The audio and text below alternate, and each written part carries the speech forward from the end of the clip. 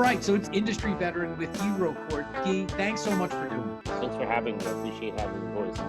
All right, so just very quickly, I commented that your background's beautiful. Where are you? I'm in Humboldt. I'm in the city of Eureka, a park called Old Town Eureka. The building I'm in now is the Boone Building, built in 1864. Back then, timber was the big industry, so this building was built by the Redwood Barons. I'm overlooking Humboldt Bay right now. Yeah, now it's weed country, so I feel like I'm seated in the capital of weed country. There we go. So it certainly could be worse, right? So, so from the ballroom, it could be better though. Our first piece is to talk about the road to GMP. But before we do that, just because it is the maiden voyage of Industry Veteran, the reason that we say that is because you are an industry veteran, but also a veteran of our U.S. military. So thank you for your service. I always like to say that. And just quickly remind folks, they can hear it in the podcast, but as far as your service, what should we know so that we can trust this industry veteran? Yeah, so look, in terms of the military, back in the 80s, during the Cold War, I was in the Navy. And then now I'm in cannabis, and I equate the two as both are patriotic acts, right? Back when I was a kid, we were in the Cold War. I joined the service for a bunch of reasons. And, I really appreciate the Constitution of the United States, which is something that I hope everybody's reading with the shenanigans that are currently happening, right? That's all we really need to say about that. The Constitution's pretty clear. That being said, cannabis, as for the many decades I was in, was a lawless act. But to me, I think the Constitution provides for us to collectively get together and use our voice when mistakes are made. And the prohibition of cannabis was clearly a mistake, whether you're talking about, it's just, prohibition in general is a mistake. We should put our focus not on enforcement, but education. I think those are things that are actual facts that people can really get their heads around, but yet government and enforcement agencies and the bureaucracy are slow to change those things. So yeah, and being an industry veteran is a patriotic move, and being a veteran is a patriotic move. So yeah. There we go. Two sides almost of the same coin, and definitely the same coin as far as you're concerned. Yeah. So those are the highlights. And again, you and I have a very similar conversation and go much deeper in our last conversation. So folks can check back on that. But let's move forward. And where we're going as an industry is towards GMP. So this conversation is about the road to GMP. What's your, where are you? What lane are you in? What seat are you in? Are you driving, and how fast? Yeah, for sure. So, it's awesome. We see cannabis being professionalized all over in many different states. And GMP standards are good manufacturing practices, or something that all things use, right? So here in California, we put out an over-the-counter medicine, even though it's Schedule 1, it's kind of weird, but over-the-counter medicine, cannabis. And it's important that folks know, as we scale, the GMP is there to prevent the off chance of something going wrong, and also wants to put in standard operating procedure, right? So in our industry, we used to not be transparent because we were secretive. And so the road to GMP is about professionalizing some processes so that we have the gear to do it the right way at scale. Now, on the more heavier side, like on the hemp side, CO2 manufacturers, ethanol manufacturers have already started to build these big apparatuses. They're mostly coming from engineering firms. They're mostly well-engineered, and not even that custom, because we've been taking oil out of biomass for quite some time. However, pharma and there's not a lot of plant-based medicine. What I'm trying to drive is what I think is the true future of cannabis, which we refer to here, I think in California and the world, as solventless, meaning not using any chemicals, not using any over processing. And so there's not a lot of apparatus for that, right? So when we started making solventless products, we were using, plastic trash cans and, bubble bags that were made of, materials that we were not sure of. And now people are starting to make, 316 stainless steel drums, making bags out of materials that don't leach out any problematic chemicals. And so that's the first step. The second step, of course, is understanding that most of GMP is not your material and how you clean it, it's your SOPs, right? Your process and your ability to record that process, have checkoff points that your employees are signing off, so that when you make batches of 10,000 units, several folks have looked at it in a way that you can really be sure that each of those units is clean, safe, homogeneous, all those kinds of good things. And so let's just break those two things down, because we are returning to your industry veteran status when we're talking about, plastic. And, sure, I've been in the industry long enough that I have seen those things, but that is a while ago now, right? So as far as the equipment is concerned, folks have gotten much better as regulations have come into play, right? It was kind of not even in a gray area. I think, if I remember correctly, that's when you got it wasn't even gray. Then it was gray, though. And so we were doing, whatever the rules said, we were doing those, abiding by those rules. Now, we are in a place where we do have it pretty well set as far as what we're using, how we're using that, the SOPs. That's really where the rubber meets the road right now. Am I right on that? Yeah, for sure. So codifying your process and looking for places where something could go wrong is everything now. On the farming side, something that people don't know is a lot of folks go from clone, or some people go from seed, and that's not even how traditional agriculture works. We haven't even established our own cannabis tissue banks to make sure that you start with the cleanest thing. Right now, it's estimated that some 80% of all cannabis in the United States has certain viruses. This happened in the flower industry years ago, where a bunch of flowers died. So our process around how we regenerate, how we do things as an industry is not even set. So there's no real SOP or even nomenclature for the industry. Never mind, most manufacturers are not thinking like that.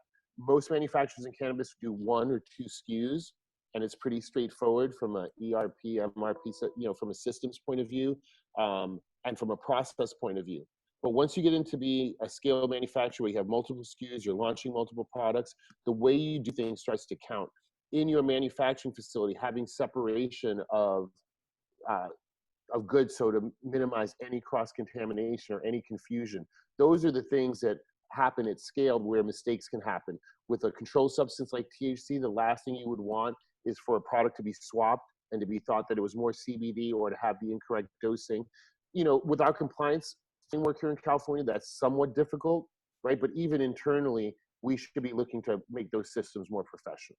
And so that's where, it would be nice if you could kind of help folks out. If folks are listening to you and saying, well, how is it even possible that Guy's got a choice, to travel down this road to GMP? Aren't the regulations set? Isn't the law in order? So unpack that for us as far as, what base level is, what you must do versus what you would like to be doing, and maybe what you guys are already doing. Well, that's awesome. That's an awesome question, because I always like to thank the BCC and a lot of cannabis regulation commissions, because they have to allow us to step into this, grow into this manufacturing thing. We don't, again, the gear is being invented. Therefore, the SOPs are being invented. The facilities are new and being built. Indoor grow facilities are a little further on. Outdoor grows, how, the Department of Agriculture treats them and sees them, not so much, right? And so I think that right now it's awesome that we don't have to be GMP. If I was starting a brewery, for instance, everybody knows there's a lot of templates for breweries. Then before I probably open, health inspectors and so on would be coming through and checking for certain things, right? With cannabis, there's just been this kind of I don't want to know. So when CDPH comes in, they're looking for things, and every time they get more and more educated. So I do thank them for not coming in ignorant and just making up arbitrary rules. They are coming in, they are looking at what we're doing, and we're working and growing on it together. But the concept of certain basic GMP rules in our facility are not part of the regs, but we know that they will be part of the regs. Every year the regs get what some folks think is harder, but is it, or is it just really moving to the way everybody else does, right? And for our processes.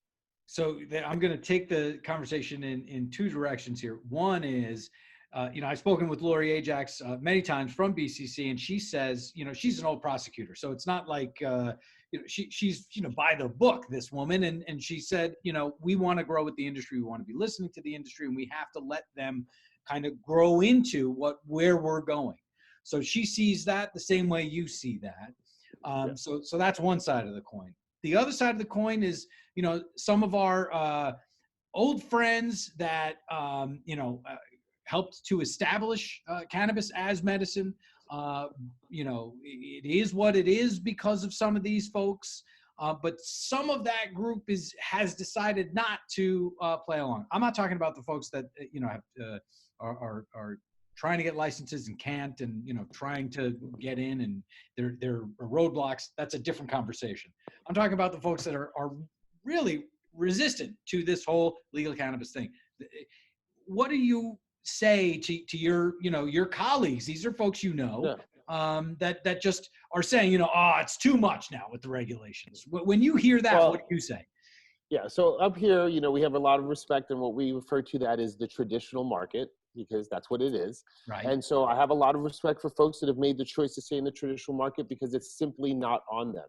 This is on Sacramento. Even now, as we think about the last cultivation tax that was just levied at 30%, it's obnoxious. And you know why the traditional market still is very viable and thriving is because there's no incentive to go into a dispensary, right? California has always had this thing where, oh, these dispensaries don't exist. No, Lori Ajax and her team are basically licensing an already existing and thriving industry and marketplace, and that's how it should be looked at. And there should be every effort made to get traditional people onto the compliance side. And more importantly, dispensaries and the economics around it should be taxed around volume and future volume, right? So when you tax somebody 30%, thinking, oh, I'm going to get 30% of 100, well, yeah, that's because you're only thinking you're going to get 100. Whereas if you say I'm going to tax them 10% and try to get 10,000 or something like that, you're going to make more money. And we need to grow the compliance side so that it is just easier and safer for somebody to walk into a dispensary and get cannabis. Right now, it may be safer, maybe. We didn't really have a lot of problems before.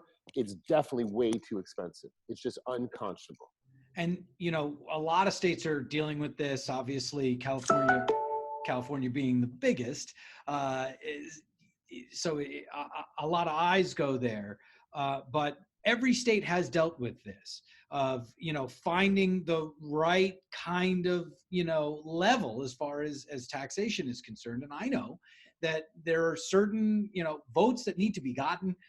There are, kind of mindsets and groups that need to be brought along. And the only way to bring them along is to say, well, if we do it with this much tax, then we can do X, Y, and Z. And so that's how you get through the front door, basically, of legalization.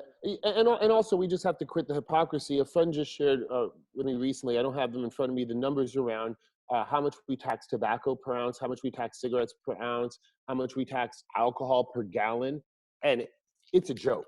It's like, come on. It's like, we're not even close. We're talking about something like 20 cents a gallon versus $9 an ounce on the cannabis side. Like 20 cents a gallon for alcohol, really? Like a known killer, tobacco, a known killer. So there's still, again, I know we're going to talk about cannabis stigmatization or destigmatization later, but for our employees, they asked me to speak for Black History Month. We have a team lunch and learn every month. And I equated, racism in America to the racism of cannabis, or it's the same kind of stigma, right? We have bad words like marijuana. We have like concepts that are rooted so deeply also in race in a way.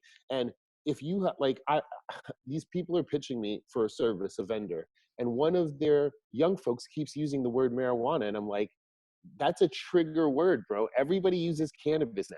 Like, you're exhibiting some form of cannabis shame, and like racism, if we don't root it out like a virus, it's always going to be there. And that's real problematic. Yeah, just to comment on marijuana, that's the word that was essentially created so that we could tag it onto the farmers out west, the Mexican farmers out west that are smoking the marijuana. So you don't want to be smoking that because that's them, and that's a an us versus them thing. So of course it's racism. I do want to call you to the bench though. You did say weed country. I don't like using the W word either. Yeah, yeah, that's fair. So fair enough. So all right. So cannabis is what it is. But just to finish up that last part of that conversation, you got the traditional market, seeing the taxation, seeing an opportunity to be at the table without being in the room, essentially. And so we can't balance that out, no matter good intentions or bad intentions. We're not going to be able to balance out that traditional market with the legal market until we figure out taxation. Yeah, I mean, look, that's the only. Oh well, a couple of things. One, some traditional market providers, and I don't begrudge them this, don't necessarily provide to California. That's just a fact. And I think everybody in America deserves some sort of safe access. So again, I don't look at that as they're freedom fighting like we always have been, right? And so there's some of that. And then look, the licensed marketplace has an advantage because our company would not exist the way it is in the traditional market because branded consumer products are much harder in the traditional market, right? Mm-hmm. Branded consumer products require things like GMP and require consistency and that kind of stuff. The traditional market folks need to be incentivized. Most of it is at the agricultural level, right?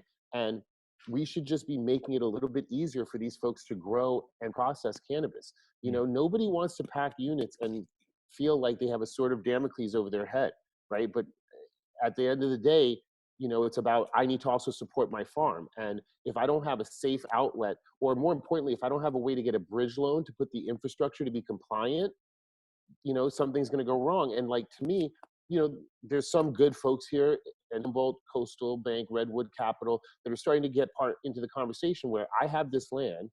We can do real math on what the potential is. You give me this money, I build a bathroom, I build a nice little place to trim and house my employees. Now I can grow on more of my lands. Now I don't mind being compliant because it's all working with the man, right? But that's not how, because of the stigma, Mm. everything is doubly hard in cannabis. All the facilities that we've built, everything seems to still have a quote cannabis premium on it, from the way city inspectors, the way everybody treats us. I've even heard of people hiring folks that don't want to have the company name on their resume and be paid different ways because they're still not sure that they want cannabis on their Rolodex. Yeah, and we are going to dive into Stigma. It's not this one, it's not the next Yeah. one, but the one after that. Yeah. But in the meantime, though, we're talking about cannabis in the year 2020, and this is going to be a tough year. The whole year long is going to be tough for cannabis because the money dried up, right? Yeah, exactly. And so there's a lot of reasons, and we don't have to get into any of them. But in this year, is this maybe a silver lining for folks that are able to change laws to say, okay, wait a second, if we keep going this way, the whole thing's going to break down. Let's just go ahead and see what we can do here to ease the burden, bring in the traditional market. In other words, is this a pathway to even the traditional market getting on the road to GMP, or is it going to get worse before it gets better here in 2020? Look, so I'm hoping that it's just going to get, I think we're going to fight our way out of this. And what I mean by that is companies like ours and other companies, if you've been doing it right, I always say that cannabis is part of a larger green revolution. So your community activism shouldn't have stopped just because you raised some money and you started a company, right? So for us, for instance, we joined the Chamber of Commerce last year, one of the first cannabis companies. This year, there was a bunch of them. More importantly, our company won Most Extraordinary Business at the Eureka Chamber of Commerce. This is a very conservative group of folks. I even call them out on being conservative, right? But allowing us to step into the light is important.